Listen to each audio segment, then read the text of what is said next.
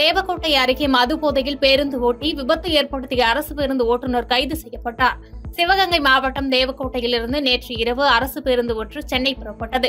இப்பேருந்தை தனபால் என்பவர் ஓட்டி வந்தார். இந்நிலையில் புறப்பட்ட சில நிமிடங்களில் திருச்சி ராமேஸ்வரம் தேசிய நெடுஞ்சாலையில் தேவக்கோட்டை அருகே சடையன்காடு பகுதியில் வந்து கொண்டிருந்த போது சாலையோரத்தில் நின்று கொண்டிருந்த கார் மீது அரசு பேருந்து பின்புறமாக மோதியது. கார் அப்பளம் போல் நொறுங்கியது. காரில் இருந்த நக்குல் மற்றும் அவரது தந்தை வெங்கடேசன், தாய் கவிதா ஆகிய 3 பேரும் காயங்களுடன் தப்பினர்.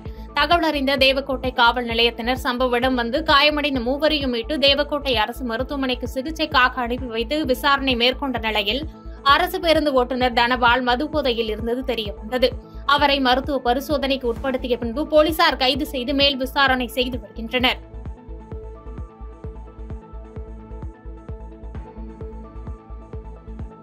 பாதகம் செய்பவரை கண்டால் நாம் பயங்கொள்ளலாகாது பாப்பா.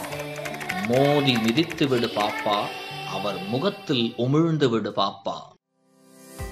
அண்மை செய்திகளை உடனுக்குடன் தெரிந்து கொள்ள இணைந்திருங்கள் இயம்நாடு தொலைக்காட்சியுடன்.